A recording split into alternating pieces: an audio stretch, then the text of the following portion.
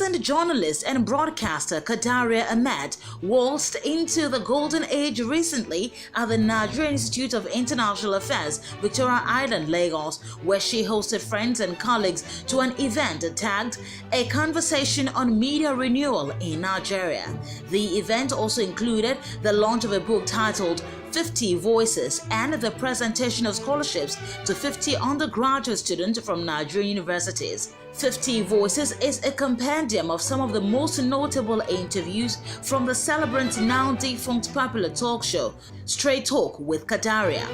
The event was also graced by notable personalities including Vice President Professor Yemi Osinbajo, First Lady of Kaduna State Hadiza El-Rufai, Chairman of Bicotney Group of Companies Wale Babalaki, and Chairman of Channels Television John Momo.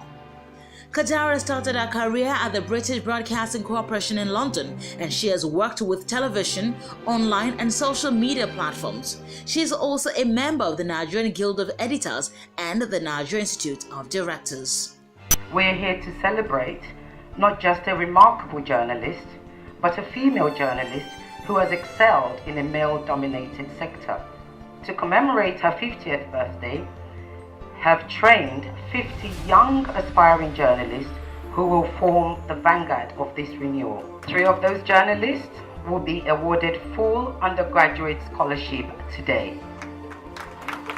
But indeed, I'm highly honored to be with you here today to open this special event in honor of one of Nigeria's most outstanding journalists, Kadaria Ahmed. It's a new world of media, and it is ready for us. And if we use it properly, it should inspire and influence, not just entertain and inform. It is my hope that we will seize the opportunity that this gathering provides to re-examine our methods, to explore new ways of doing business, and create opportunities for effective professional collaboration across the diverse representation of the media entities that we have today. I have known Kadaria since I think when I was in primary 3. I can still picture Kadaria when I went to the boarding house in Shekara. She was standing in front of the hostel. I can still picture her the way she was standing with her hair loose and everything. Yes. She has been a quiet person, very, very intelligent sister. Mohammed Shiroma said to me that he wanted to introduce somebody to me. I was very interested. By the time I met the young lady, I'd become very excited. She's somebody that is very, very dedicated to whatever she wanted to do. Kadaria, for instance, is the one person I know that if she interviews the president, she would ask him all the questions that he needs to be asked.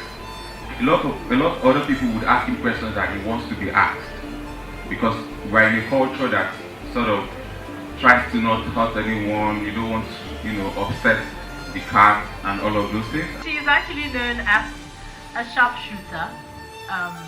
She takes no prisoners when she's preparing for her program. You meet her on a production and you're thinking, wow, I better know what I'm talking about and what I'm doing. She's a foremost award-winning Nigerian journalist, media entrepreneur, television host, started her career at the BBC in London, very impressive, and has more than 20 years experience across print, radio, television, online and social media platforms. Please give her a hand. She's helped shape the news agenda for leading programs. She's reported from many parts of the world, including South Africa, Eritrea, the United Nations, here in Nigeria, and abroad as well. A writer, she's also an editor and a producer, very passionate about a number of topics: politics, women empowerment, women in the media, the role of the media today, and she joins us this afternoon. Welcome to On the Spot, Kadaria. Thank you.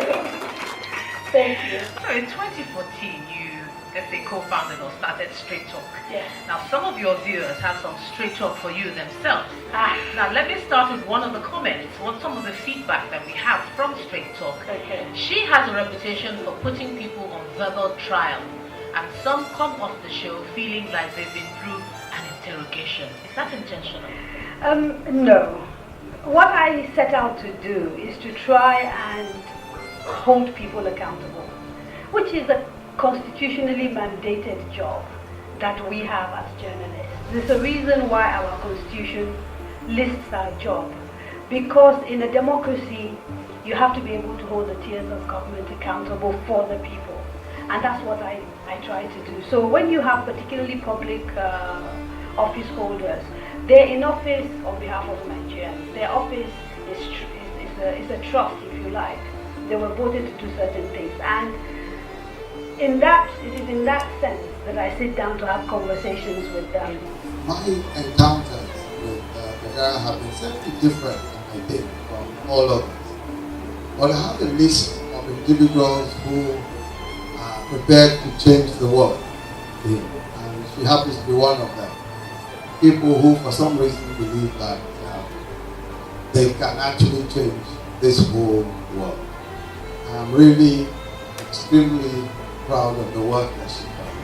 And I really strongly believe that if she sets her mind to it, she can actually change the world. But I think she has to start by changing Nigeria. And it is possible for those of us who believe in the same set of values, who believe that this country can be better, who believe that a lot can happen here, who believe, for example, that religion or tribe should not play a part in determining who our best people are and who should be put forward.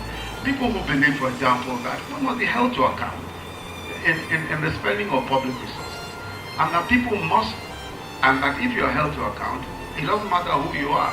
We're not going to cut any slack for you because you belong to this or you belong to that. And people who believe in some of these objectives and some of these values that have defined other nations and have helped other nations to be where they are today. I think that that group of people ought to come together. And one of the reasons why I'm here to celebrate with Kadaria is because I really do believe that she belongs to that